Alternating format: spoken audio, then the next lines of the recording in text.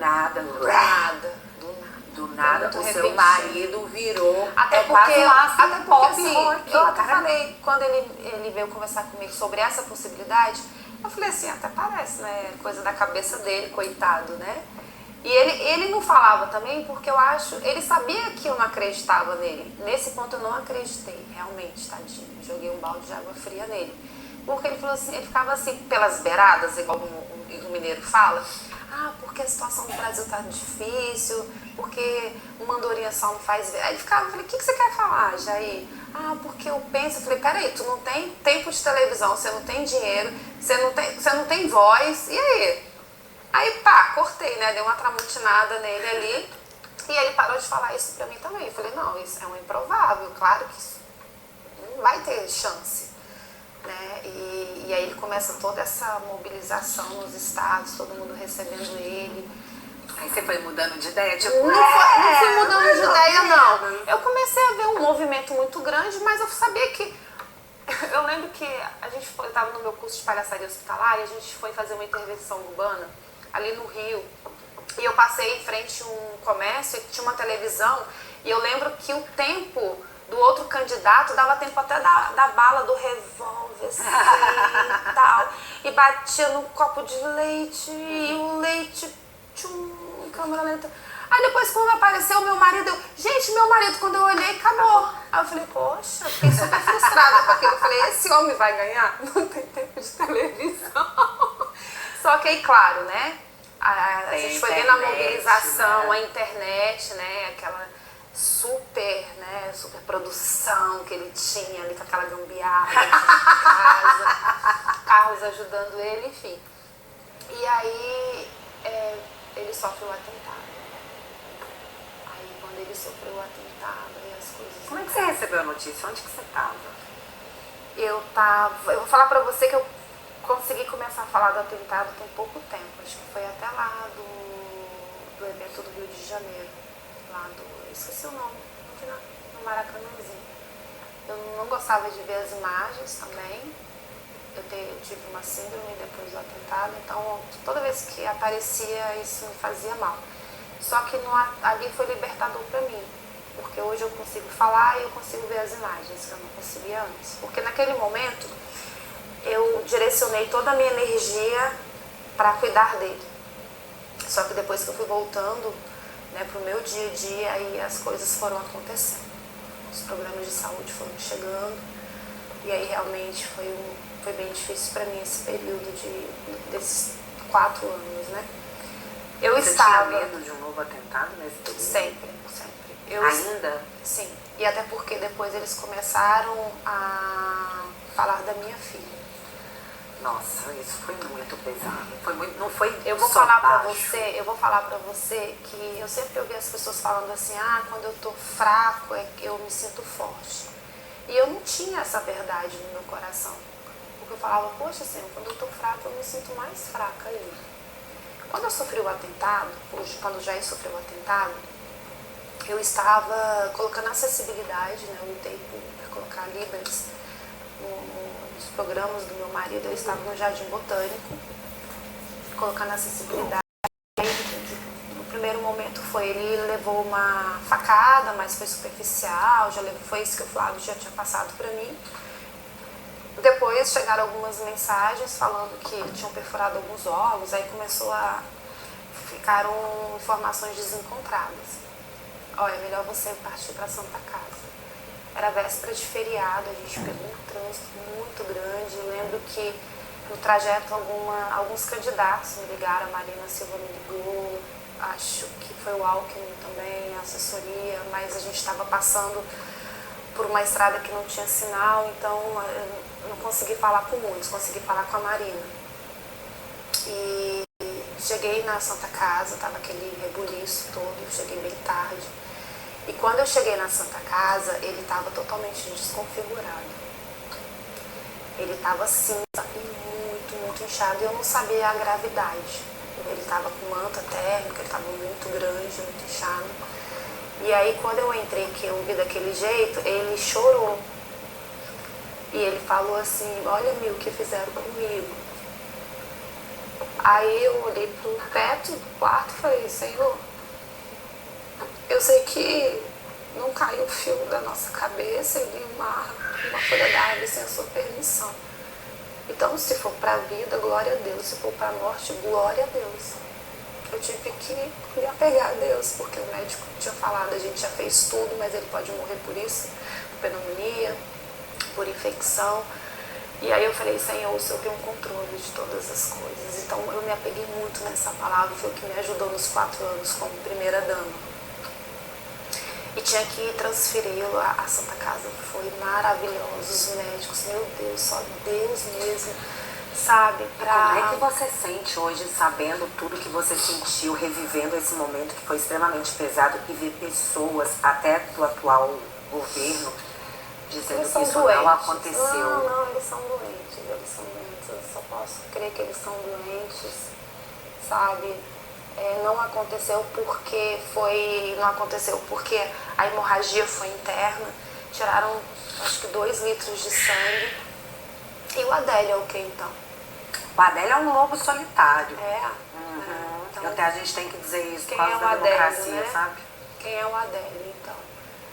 Tudo que a gente vive até hoje, as sequelas que meu marido tem, ele perdeu uma quantidade de intestino antes, uma quantidade de intestino depois que puxou colostomia, ficou 6 meses colostomizado, eu cuidando dele, sabe? Então, muita maldade, mas assim, sabe, essas pessoas, a gente tem que ter misericórdia dessas pessoas, porque elas não sabem o que falam. Jesus mesmo falou isso. Você não acha que eles sabem bem o que falam? Eu tenho um pouco mais de receio. Eu penso que ele sabe exatamente o que ele está falando. Olha só, não, sabe porque por quê? ele quer causar um mal. Deixa eu te falar. Vamos olhar pelo lado espiritual.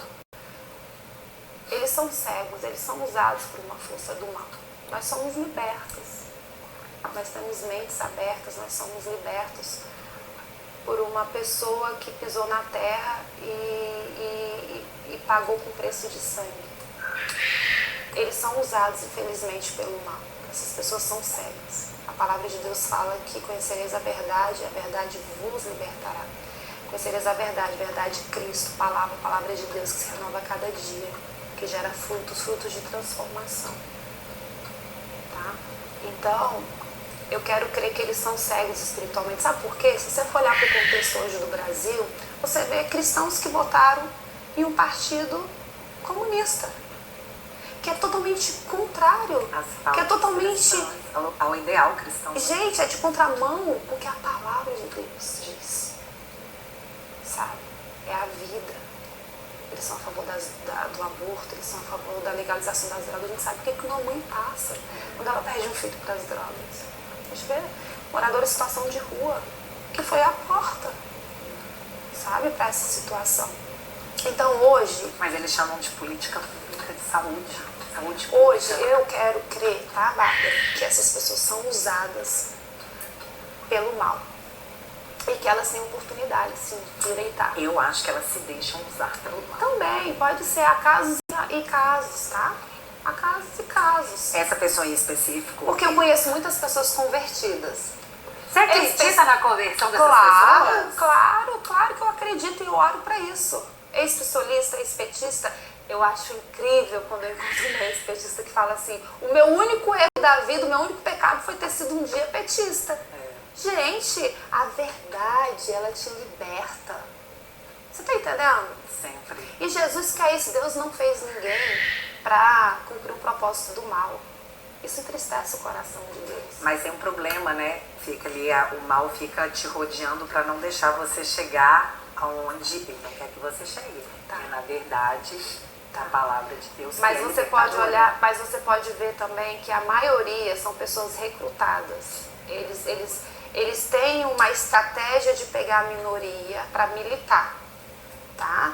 Então eles têm um discurso ali que é totalmente contraditório. Até tem dia que eu tenho vergonha de algumas coisas, né? Porque assim, tá, ok, você quer ser isso, a gente tem um livre-arbítrio. Deus nos deu o livre-arbítrio, tá? Não é fácil servir a Deus, não é fácil. Não é fácil porque nós estamos na terra e a gente gosta das coisas terrenas. Isso aqui a gente tem que matar ela todos os dias, ok? Pra gente, aqui é um estágio que a gente vai viver na eternidade com Cristo. E não é fácil esse estágio aqui. É você orar para você não ter ódio, para você não ter mágoa, você ter amor, amar. Bateu de um lado, da outra. Gente, por favor, não é fácil. Não é fácil. Tá? Então, só que essa minoria, ela prega algo que ela não vive. Então, prega e vive, poxa, aí ok. Aí a gente vai validar, sabe? Então, hoje eu vejo que não é sobre o que fala, é quem fala. Sim. Eles nos medem com a régua deles, eles nos acusam do que eles são. Entendeu? Então, eu creio sim na libertação, eu creio sim, e Deus quer isso. Deus, ele quer isso. Ele não fez, ele não criou, sabe, um mundo tão belo como ele é para as pessoas viverem no propósito do mal. Existem dois propósitos, do bem e do mal. Eu escolhi ter o meu propósito do bem, fazer o bem. Quem escolheu é o livre-arbítrio. Aí cabe a justiça de Deus. E ela vai chegar. Porque a lei falha, né? é a lei da semeadura. Fala assim, Senhor, pode até não ser revelado quem foi que atentou contra a vida quem foi que articulou para que o adepto tentasse contra a vida do meu marido. Mas eu sei que a sua justiça ela será feita. Sabe, Bárbara, se a gente for esperar somente dessa terra, nós teremos os mais miseráveis, porque a palavra de Deus fala isso. Então, a Bíblia para mim hoje ela é o meu manual de vida. Quando eu tenho raiva de alguém, quando eu vejo uma postagem, sabe, que está falando mal de mim, que tá falando mal das minhas filhas, falando mal do meu marido, eu respiro e vou para a Bíblia. E ali eu consigo me compadecer. E falo, Senhor, eu não quero guardar mágoa, porque isso vai fazer mal pra mim. Ai, meu Deus, eu já vi que eu tenho muito pra evoluir, porque, menino, o que não guarda de mágoa em você tá vindo tudo pra mim, tá? Não, mas a gente um poço consegue. de mágoa, Não, mas não foi da tudo. noite para o dia. Não é da noite para o dia. É a vivência, é a intimidade com Deus.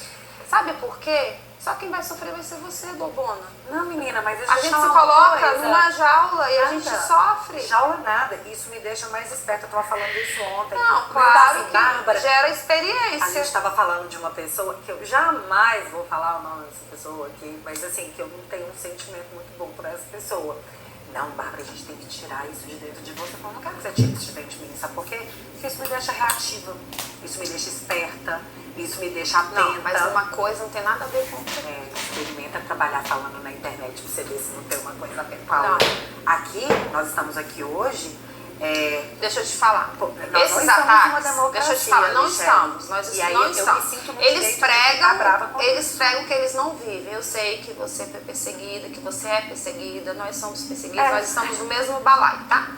Mas deixa eu falar uma coisa pra você. A gente não tem que deixar esse sentimento entrar no nosso coração.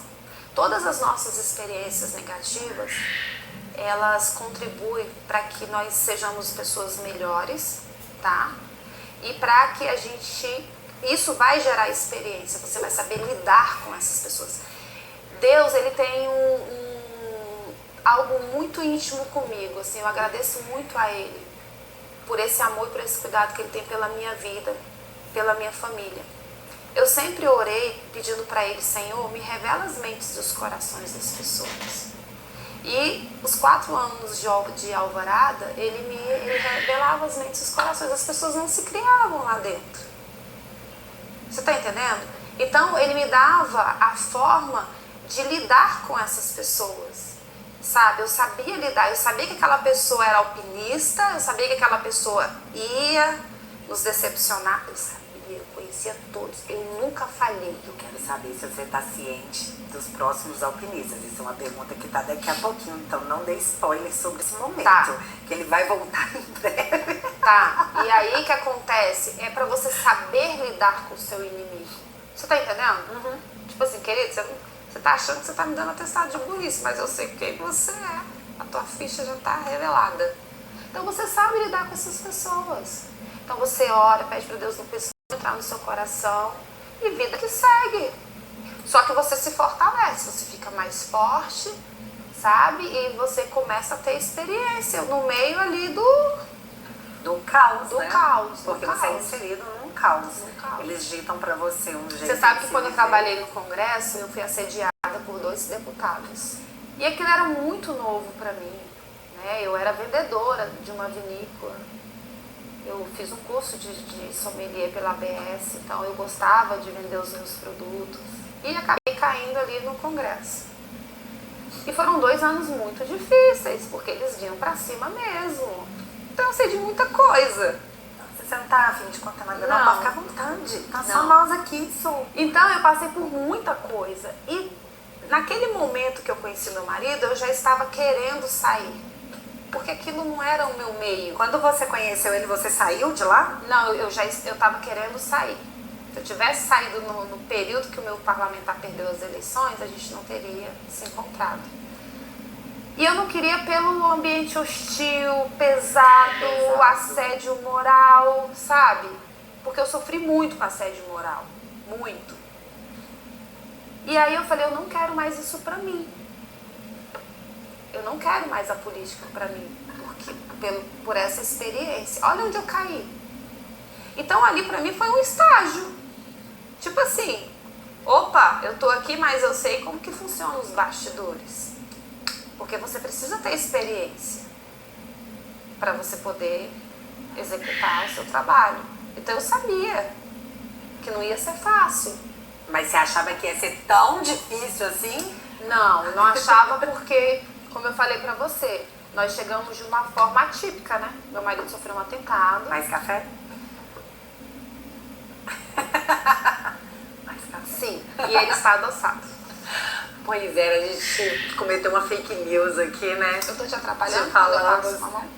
Atrapalhando aqui. Não atrapalha nem perto de Libras, não, pelo amor de Jesus Cristo. Mas assim, ela chegou aqui e disse assim, não, Michele, é café sem açúcar. Porque eu tô tirando o açúcar, parece de pirona. Mas eu tô bebendo gente, café ela sem colocou açúcar. adoçante, E ela com fez mel. uma cara horrorosa. Meu Deus, a cara feia porque tá Tem adoçado. bastante tempo que eu não bebo café com açúcar. Eu gosto, eu acho mais gostoso, só que eu tô querendo tirar o açúcar. Perdeu o paladar infantil, manter a forma, manter a sanidade. Isso é chique, né? É chique. Gente, nunca vou ser chique na vida. Vai, Eu não claro. consigo. Eu falava isso também. E hoje Não eu sou consigo. chique. Eu não consegui fazer o jejum. Não consegui tirar o açúcar Tá do vendo, jejum. Nicolas? Ela não conseguiu tirar. Eu tirei, eu fiz Nossa. jejum de 21 dias, tirei o café, porque eu sou extremamente dependente de café, e ainda tirei o doce também. Ele tirou o doce. Eu tentei tirar o doce, não deu certo. Meu marido concorda que não deu certo. Aí a gente falou assim, não é o momento, sabe? Mas Deus, ela não tá preparada para fazer esse jejum. Aí você pode fazer um jejum menor. Mas é porque o Nicolas falou assim, tem que ser uma coisa que você gosta muito, porque a intenção do jejum é a penitência, Isso, a penitência, pessoal. é o sacrifício. Certo, foram 3 dias de uma penitência profunda. Você fez 3 dias de jejum? Você 3 não fez dias. os 21 dias de oração? Não, as orações sim, inclusive Mas foi a o primeira jejum vez. você não fez 21 No dias? terceiro dia, eu tava contando que eu acordei extremamente. Ah. Não era eu, Não, meu cérebro sim, não mas era depois eu. ia voltar, eu também fiquei assim. Nossa, mas eu fiquei Eu fiquei apavorada, com por quê? Porque eu enxaqueca, bati com o carro. irritabilidade. Gente, eu bati o carro e atropelei um cachorro. E assim, pra quem me conhece, sabe o quanto que isso é pesado pra mim. Nossa, foi um dos piores dias da minha vida. Tá, mas não deixe isso ser um marco negativo. Claro que não, deixe eu vou ser ter- um bloqueio, porque você Tentar precisa. novamente. O que eu posso fazer agora? Vou cortar a sobremesa, mas não tirar o açúcar totalmente. Eu É, tirei, porque você tirei sabe que o algumas açúcar. coisas no mundo espiritual só resolve com jejum e oração. Então, mas eu vou treinando, sabe? Primeiro agora assim, vou cortar o docinho depois do almoço. Vou cortar o pão. Não, porque cortar o pão pra mim é difícil demais. Então porque eu pronto, é o amo pão. Mas também vai ficar com abstinência De e vai pão? sofrer do mesmo jeito. Não, assim, meu cérebro não tava normal. Sem Não, açúcar. mas a gente não fica normal mesmo, não. Pois é, aí, mas assim, foi a primeira vez que eu tentei fazer algo do tipo. Tá, eu não, nunca mas nem tinha tá tentado. ótimo, Aí, mas não assim, desista. não deu certo, viu, gente? Não, mas não desista, tá? Não, vou fazer agora de uma maneira menos radical. Vou falar assim, ok, vou cortar depois do almoço. Aí na próxima, vou cortar depois do almoço e do jantar. Porque sim, a gente consome muito açúcar em casa. Muito açúcar. Jair é Não é chique. Ele é formiga. Jair é formiga? Muito formiga. Mas tudo bem, é você que faz a comida. Então, assim, né? Você pode Mas é educar ele- aquele paladar Não, infantil. Mas é ele que Jair faz o junto. café. Ele que faz o café. Eu não levanto cedo pra fazer café. Como ele acorda mais cedo, aí ele deixa a garrafa pronta. Isso é bem legal, porque o meu marido ele Mas me eu- dá bom dia. O meu marido olha pra mim e fala assim, Mas você não sabe como que ele deixa a cozinha. Eu preferia até que ele não deixasse. Minha mãe fala a mesma coisa. Você sabe qual que é o meu sonho? Ele começar a tomar um cafezinho de máquina. Mas Porque não é igual. ele não ia derramar pó, nem açúcar cristal no fogão. Ele pega o pão e corta assim em cima da bancada. Aí vai ficando aquele tanto... Esses dias eu mostrei a foto para as meninas, como é que tava a minha cozinha. Aquele tanto de pão. Aí ele passa a manteiga daquele jeito. Aí ele joga a faca em cima da bancada, aí suja de manteiga. Aí o pote de açúcar tá aberto. Aí quando eu chego eu falo, Senhor amado, o que foi que aconteceu aqui? Tá fazendo café desse jeito? Aí eu fico tão triste, tão triste. Aí eu pego a minha xícara, vou lá na minha maquininha, faço meu café, estouro a cápsula. Tudo tão limpo. Mas qual é a ação? Festa. Você chega pra chamar atenção, Às você não vezes eu precisa brigo. falar nada. Eu falo assim, qual a dificuldade que você tem, Jair, de pegar um prato e cortar o pão em cima do prato? Eu acho que isso é uma dificuldade quase que universal dos homens, que essa é Só que exatamente aí a o meu reclamação da minha mãe. cachorro, o Theo, ele ama pão, ele é desesperado por pão, então acho que ele adora. Porque ele fica assim, a bancada e cheio de farelo de pão. Aí o Theo vai lá e o Theo é o meu aspirador de pão, aí ele vai lá e limpa todo o chão. Mas aí fica aquela bancada, aí poxa, ainda vou ter que limpar tudo para começar o almoço. Hoje estava cheio de pó de café no armário, lá no fogão. Tem gente que fala assim, não, mas pelo menos ele faz o café. Não fazer. Mas me Eu conta que adoro quando alguém convida ele para tomar café, que ele tem uma reunião cedo e fala, ai, a cozinha vai ficar linda. Minha cozinha é um ovo, é menor que eu acho que esse quadrado aqui. E é que você é brava? Sou. Um pouquinho. Mas assim, bravo, tipo, é mais ou menos, brava. Sou justa, talvez. Ok, os homens podem ter uma interpretação errada, nossos maridos, né? Porque eu também me considero super justa. Até porque nós sabemos que existe um lema que deve ser aplicado. Que é mamãe feliz, casa feliz.